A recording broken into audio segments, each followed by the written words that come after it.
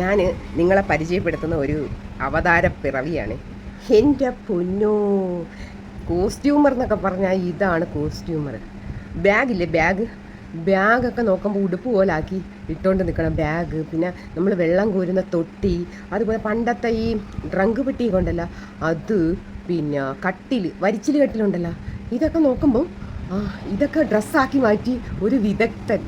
ഭയങ്കര രസമാണ് ആ വീഡിയോ കണ്ടുകൊണ്ടിരിക്കുക. ഞാൻ കാണിച്ചു തരാവേ.